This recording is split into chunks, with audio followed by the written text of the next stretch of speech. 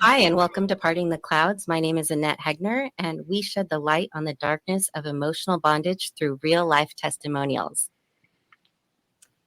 Hi, and welcome back. I am so excited to have a guest that we had on actually 2 years ago. Her name is Leslie Hurtado. We went to high school together, and she just has the most incredible testimony of what God has done throughout her life, starting with the first episode, which we'll briefly recap, but what he has done in the meantime. And she has overcome the impossible. So I'm so grateful to have you here, Leslie. It's a pleasure to be here once again. All I'm right. super excited. Yeah. So what has happened in the meantime is really, really incredible. But like I said, if you'll just give a brief recap, because since your first episode was 2 years ago, we'd like to update the listeners on what happened then. Okay, I was married for the third time. He left me, and when he left me, I went on a downward spiral because he left me and the kids homeless. So I met this guy who we actually went to school with. Dated him for about 6 months, noticed things were not right. And then I was acting differently. So they were saying that he was putting drugs in my food and he was breaking into my house after we dated and broke up. He was breaking into my house almost every night for 3 years. And in those break ins, he would beat me. He ruptured my esophagus on one of the break ins, and I ended up in the hospital for a period of a year, off and on. Um, and I had some feeding tubes put in, which was a J tube, which goes in your stomach. And they told me I would never eat again. And on the last episode, I had the J tube in, and it was very, very painful. But since then, the J tube is gone and there's no feeding tube. I've been on my own eating for a little over a year. Wow. Okay, so let's back up though to what happened when that last attack when he came in and he actually took your life. I'd love Yeah. to reiterate that part of the story, and then we'll get on to the healing part. Okay. So when he took my life, I ended up passing away twice during surgery. I was too weak to do the surgery, and there was four dark individuals, which I now know who they are, and they were the Baphomet um, part demons. There was four of them that surrounded me to take me down to hell. Then a bright light appeared. Jesus showed up. My grandparents are standing next to him, and he said, "She's got a story to tell. Life's to change, and I'm all my kids have got." So Wow. And so, which is incredible. So yeah, from that point, you came to after surgery. yeah. I don't recall like 2 weeks. Like 2 weeks is gone by in the hospital, and I don't know what happened during those 2 weeks.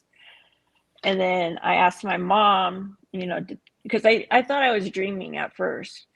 So I asked my mom, and she said, yeah, the doctors called and asked, because I didn't have a DNR, I didn't have an advance directive or any of that. So she told them to do what it takes to bring me back. And they performed life support efforts, and here I am. Wow. So, and you're a single mom with two kids. Yes, still. And, yeah. And so, how has your life been since you got out of the hospital and up until now with Um, dealing with all it, the health issues? it was hectic. I had my kids pretty much for that. I was in and out of the hospital for a year. So they pretty much raised themselves during that year. But they should have, by worldly standards, they should have been in gangs, on drugs, alcoholics. My daughter, I have a son and daughter. My daughter should have been, pregnant because they had no adult supervision. Right. But no, my kids are, my daughter's going to be 18. My son's going to be, or he's 19. They both have really good jobs. Um, Actually, my daughter's going to be going to college soon. Wow. And how many years ago did this happen to you? 7 years ago. 7 years. Wow. And then the past 4 years is the journey of the feeding tube and not having a feeding tube, several surgeries. Okay, so tell us what happened with the feeding tube situation of when they said you'll always have it, and then how you got to where you no longer have it. They said that my esophagus was so badly damaged that there was nothing they can do. And I'm actually in the teaching books at UCLA because they have never seen anything of my they've never had to deal with anything like my situation. They told me I would never eat again. I've had several surgeries. I even had the gastric bypass to bypass the damage. They put in the J tube. The J tube was so painful, which on the last episode I touched on. It was out of my stomach, and the burning of your intestinal acids and stuff on your stomach is just not. It's very, very, very painful and disgusting, I guess you could say. Yeah. So my J tube fell out on a Sunday morning, and I clearly heard God say, now you've fallen back on your J tube when you didn't eat enough or drink enough water or whatever. Now you need to fall back on me. And then I looked down, my J tube fell out, and I was like, it doesn't just fall out. And so I was like, okay, God, you want me to depend on you? It's a Sunday. I'm getting ready to go to church. So I just put a tape on it and went to church. And then that Monday morning, I went down to UCLA and we took it out. And I told them I wanted to try it for a little while and see what happens because I have the ultimate position. So we tried it. And then about a year later, I had a small bowel obstruction and I wasn't eating and I lost a lot of weight. And then it was very, very painful. So they ended up taking me to Riverside and did a full-on open abdominal surgery. And then after that, I was having problems eating again. So they stuck in a Hickman line that was like right here. So I couldn't move my right arm or even wear a bra because it was just so painful. And it went in my neck. Like you could see the line in my neck going down. And then on Good Friday last year, I heard the Lord say, fast. You need to fast. And I was like, you want, I already eat very little. Okay. Yeah. So I told my pastor, I was like, they want me, the Lord wants me to fast. She's like, I'll do it with you. So then you have a partner. And I was like, okay.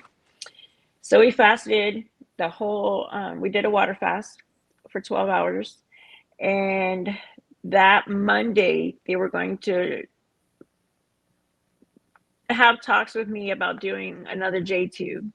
And I told them, no, I want to do another barium swallow test. And that tells, if your esophagus is working, if food is going down after you do it, after you eat or drink. So I did that. And the thoracic surgeon came in and she fell on the floor. She's like, Leslie, this is impossible.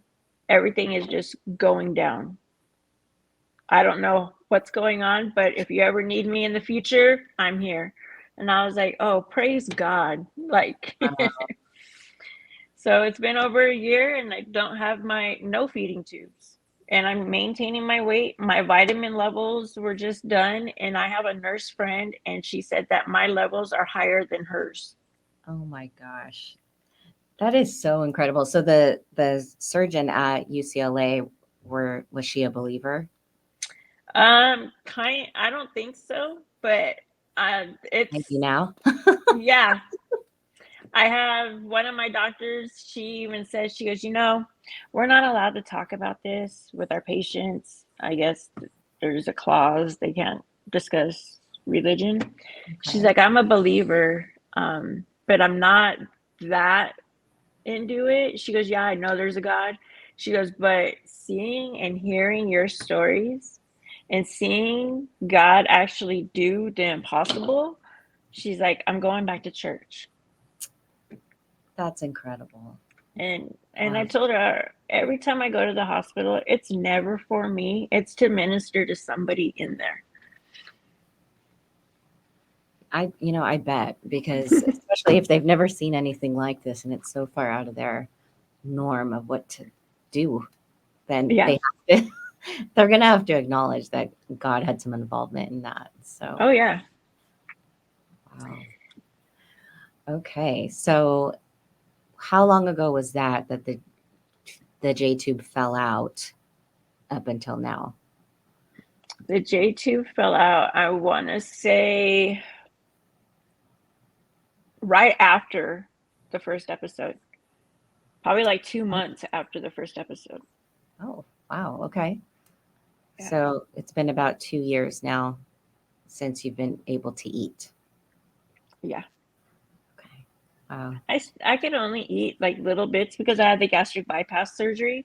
Yeah. Um, so, but I've been noticing lately I can eat more and more. Like it's increasing the amount of food I can eat. Wow. And so, as irony would have it, you minister with food banks. So, Oh, tell us a little bit about that because, actually, I just had my food drive about 2 hours ago. No, about an hour ago it ended.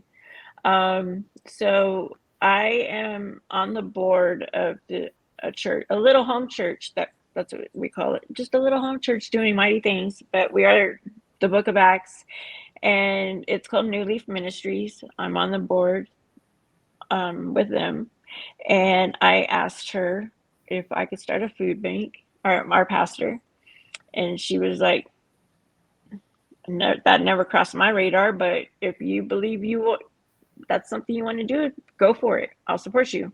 So now we have the olive branch, and it feeds over 100 families, I want to say. And now we have partnered with the Adelanto Elementary School District, and we are the homeless liaison resource. We're on their resource list for food for those homeless families or displaced families. So they come to us and we give them non-perishable foods that they could cook or just have in their vehicles. mm, So no one goes hungry. yeah, just the irony of that Yeah. the enemy would attack you in a way that you can't even consume food properly, and then God's going to use you to feed hundreds of people. Yeah. It's just it's really interesting. And I've noticed, even in my own life, that the enemy will attack you right where the Lord wants to use you. Oh So, yeah. And now it's funny because I want to say last week, maybe 2 weeks ago, I got my license in the mail of now I'm a chaplain. So now I can officially go into hospitals and minister to those that are sick wow. and have no, it looks bleak for them, but I bring in hope and joy and reassure them that life is worth living. Yeah, you have really come full circle because when you were in the hospital the first time when you lost your life, you were not a Christian, correct? No, I had no idea who God was, but He knew who I was Yeah. before I was in my mother's womb, even. Yeah. Wow. And now my family, they are believers now. I just asked my mom if she would accept the Lord into her life, and she did about 2 months ago. Oh my goodness. I So love yeah, that was Leslie. my prayer for years. It was for my mom to become a believer, Mm-hmm. and now it's happened. Now we're working on getting her baptized. Oh my gosh, that's incredible. Yeah. Yeah. So, has anything else significant happened from the last time until now? Um, just that I I started writing my book, and it's going to be called Expect the Unexpected, Okay. which the first episode was called. Um, and just the biggest one was the chaplain, becoming a chaplain. Yeah. So you also mentioned to me that the man that attacked you, that had been your boyfriend, has Oh, had um, some things happen. So can you share that with us? so the ex that beat me, um, he was wanted for attempted murder on it because of my passing. And I had someone come up to me and tell me, and they showed me their phone, and they said, if this person comes to your house, it's not who you think it is. And I was like, well, I don't know nobody that looks like that. And it doesn't, and it looked like a transgender person. So they said, well, this is your attacker. I won't say his name, but this is your attacker. And he's out and about, but he is now a she and goes by the name of Ashley. And I was like, wow. So I got a call, I want to say in December, it was a year that he had passed away, doing transitioning, taking hormones, and he was also a meth addict. So he ended up having a heart attack and passing away. My gosh, what a sad story for him in life. Yeah, I when I found out, I actually cried because the Yeah, enemy won, and he's a soul, like he's a person that should have never went to hell, but I'm pretty sure he's there. And it's just so sad. that is. That's awful.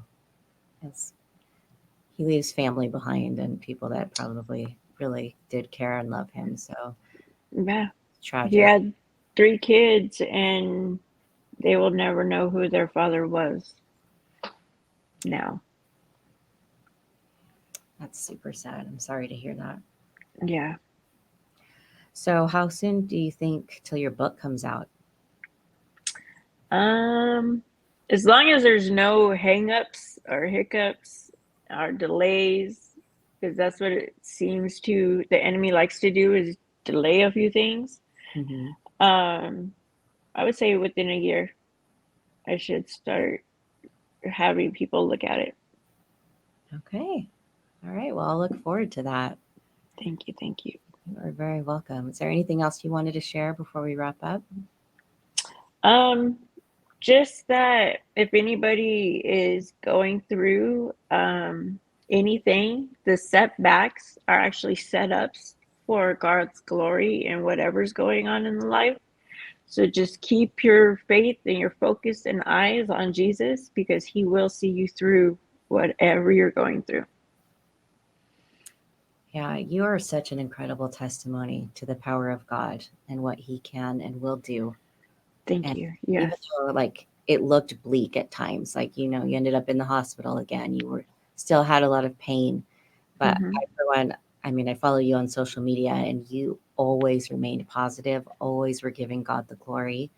And Mm-hmm. now that you've come out of it stronger, you're such an example to all of those people that follow you and are able to witness your story firsthand. So I applaud your bravery and your tenacity and your faith. And so thank you for being here and sharing your story with us. No, thank you for having me. It was my pleasure to see you and be on your show again. Okay, great, awesome. So thanks for being here, everyone. If you think this episode will help inspire somebody that you know, please like and share. And we will see you next time.